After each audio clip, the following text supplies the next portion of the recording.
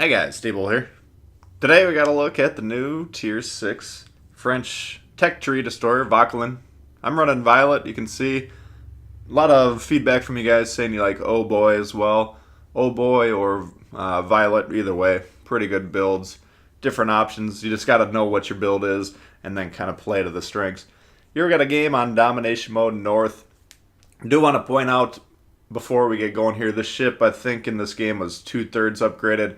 Haven't quite put the torp mod on this one yet in this footage. So I think we get one less torp per side, little slower in the water in terms of knots, and then slightly slower reload, I believe, as well. So keep that in mind as you're viewing this game.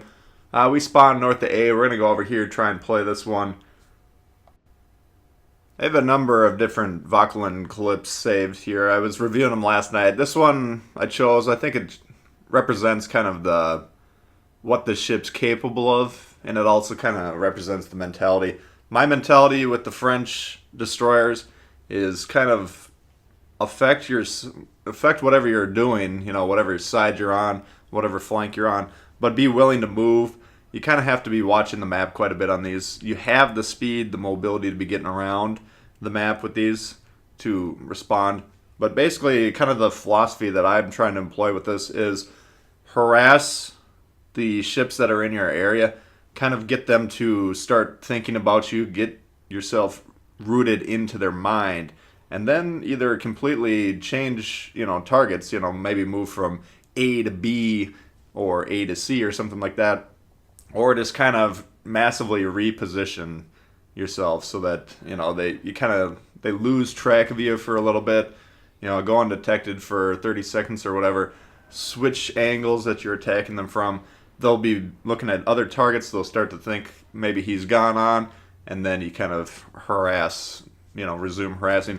Right off the bat, Aoba took a wicked salvo, and here we're going to see something that you see a lot of players do: tunnel vision. You guys always see me zooming out, pretty much in between every shot. Once in a while we'll stay zoomed in, but usually you want to be zooming out. I like to lock the gun so they're not, floating around, and you can resume firing as soon as they're reloaded. If you don't know how to use gun lock, preset 3 or 4 on your controller menu will give you that option. But zoom out and then evaluate. These guys should be scanning these targets pretty much once every 10-15 seconds. See which one's low, see what the status is. You can also scan your own team, see who needs help. You need to keep an eye on things. You can't say, oh, I've picked this battleship, I'm going to continue to sail in a straight line, I'm going to continue to shoot this one ship until one of us goes down. Nope, you got to be seeing who's available to take off the board. One shot. It doesn't matter what shell you got, doesn't matter where you hit it really. All you have to do is breathe on the Aoba, he would collapse. We need to remove enemy ships from the game. So kind of poor awareness, unfortunately, from my team here. I'm not in a position to shoot him, even though we technically are in range there. I don't think we could actually hit him. But even if we do, we're close to 3 red support ships, would blow us out of the water very quickly. Not going to work. So, unfortunately, he gets away.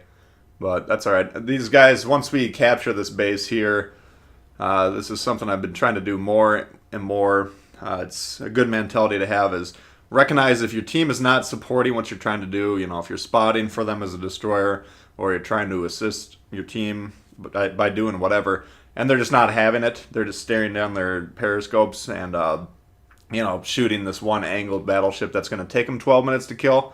Leave. And we got the speed boost going here. When I was putting the stats together for the ship, I noticed that the French speed boost has an 20% boost to speed. Most speed boosts, including the Terrible's speed boost, is 8% boost. So these French destroyer, the tech tree ones, they're not lightning fast, on their stats. And there we take a pretty wicked salvo. But they're not lightning fast on paper, but the 20% speed boost is where the speed comes in. And once you hit this thing, you can get up to mid-40s, which is pretty fast. It's not quite as fast as Terrible, but that one's, kind of known as a speed demon. That's part of the reason I run Violet here, to get these things running as quick as possible. Helps you move around. Like we were saying, we want to be this is kind of a utility piece for your team. You want to be responding to what needs to be done, and if you need to move, go ahead and do it. The speed boost will help. Get some torps on that guy. These torps hit pretty hard, 18,400 damage. You got 7-kilometer range, 65 knots in the water. This is 10-second longer reload than the Terrible on these, but pretty effective torpedoes. Once you get them upgraded, you got one central launcher that can service both sides of your ship with 3 torpedoes, and then one 3-torpedo launcher per side. So you can get 9 off per reload cycle. You're just going to have to flip your ship around like a fish. Anyway, here's what you want to be doing, is looking for these covered positions. These are kind of like really light mobile cruisers. So utilizing islands whenever your team's providing spotting, definitely use that. You don't have the smoke, you can't disengage that way, but using island cover is definitely something you need to be looking for. Mayhan's coming in here, and here we're going to see the ability to strike these destroyers even at range. Pretty solid. The guns, the velocity, the trajectory of the shells, they're all pretty solid here. Makes for hitting distance targets, even small destroyers, pretty doable. So we don't have twist and track with the French commanders, at least not yet. You never know if we're going to get some sort of event one in the future, but currently they don't have twist and track available. That lessens their ability to hunt other destroyers, but if you can get destroyer v destroyer fights 1v1s, like this guy's pushed way back here, he has no support, and even if he was dueling us, which I don't even know if he knows we're here yet, but I'd be comfortable taking this fight. These guns do hit quite hard. Traverse is a little bit of an issue, so you don't want to get in arm's length of these guys and kind of wrestle them close range. You'd rather be dueling them a little bit longer, kind of like the Russian destroyer philosophy. Keep them at range. You keep the advantage because of the trajectory, the ability of your shells to hit. Mayhan's shells floatier, harder to hit at distance, so that's how you would want to deal or duel American destroyers, German destroyers, British destroyers. Keep them at range, especially stay out of that sonar range. If you get the sonar smoke combo, you're at a disadvantage. Byron coming around here, we're going to try and set some fires on these guys. Pop the reload boost there, and you can see the amount of shells that pump out when we get those going there. So I don't know if we got a fire on that salvo or not, or that barrage or not, but I usually find myself using that reload booster in a earlier destroyer fight. That'll give you a distinct advantage. A lot of destroyer players really aren't expecting it quite yet. They don't really know the power of the barrage that you can put out with these things, but it can turn the tide. Just hang on to the boost. Don't be too eager to use it, but wait for an opportunity where you know you're going to be able to get the maximum value of it. So if you got a broadside cruiser that you think you can pepper with AP, and I don't think we get a whole lot of AP into broadsides in this particular video. It is effective though. Good strong AP in this. The HE shells aren't bad. They hit pretty hard. Not quite as hard as the Terrible. Not quite as good of a fire chance, 9% compared to 10, but not bad. But that reload booster, if you use it in the right situation in that game, it can turn the tide. And you can remove that destroyer. You can potentially remove the cruiser. If you're showering a battleship, usually you'd get at least one fire. I think it's kind of rare that we didn't get one on the Byron there, but it did help take him down. Here I'm pinging my team to get on to B. I'm going to go down to C. Now, we do have that Aoba moving into C, and I should really be keeping an eye on him. He ends up catching me on C, and we're going to be going head-to-head. But first off, Akatsuki pops up. What do we got here? I mean, this isn't even a fair fight. Shower him. He goes down very quickly. Now, as soon as he dies, well, yeah, I think basically as soon as he dies, I'd turn backwards, and usually this is a guarantee to dodge the torps. Either this is a really poorly aimed salvo of torpedoes or an expertly aimed salvo of torpedoes that he expected that I would kill him and then turn course to dodge a torpedo that was aimed on the indicator previously. So I don't know what he was thinking there. Either it was really good or really poor, but it almost did kill us there. Had to slam on the brakes and dodge those. But getting back into moving into sea here, you can see we have two white ships, somewhere down south. God knows what they're doing.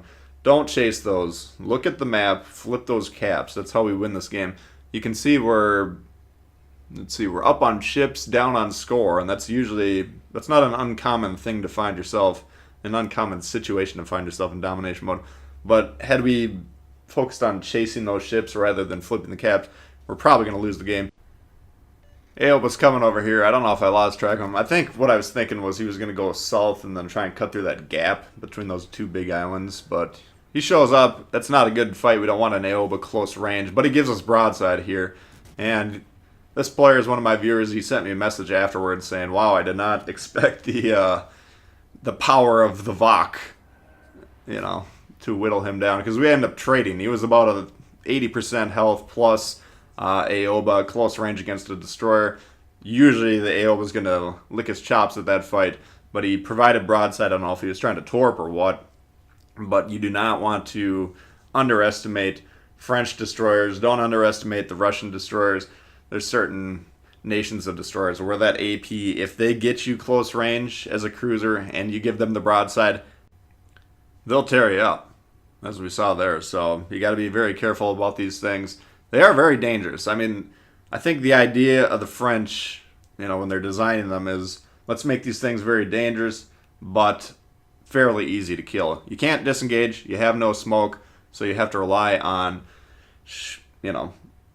assuming a kiting position before you begin firing your guns. Fire, for 10, 15 seconds as you're sailing out of range of the enemy. Drop spot that way. Change your position a little bit. Resume.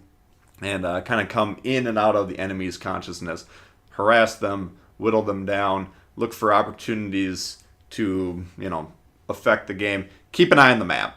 So that's kind of the philosophy of the French destroyers. They're going to be difficult for newer players, but once you understand how the game works, where you need to be to affect the game, and you focus on doing that, then you can be quite effective in these. It's a fun line so far. I haven't played the Tier 5 yet, but Tier 3, 4, and now 6, I think are all pretty solid. So that's a look at the Vauquelin for you guys. Hope you did enjoy it. If you did, please hit the thumbs up. New to the channel, consider subscribing. A lot of World of Warships coming all the time. Questions, comments. I suppose you can leave them below. Yeah, I'll read them. I do read all the comments, guys. Can't always respond to them all, but I do read them. So leave them below, and I'll see you later. All right, guys.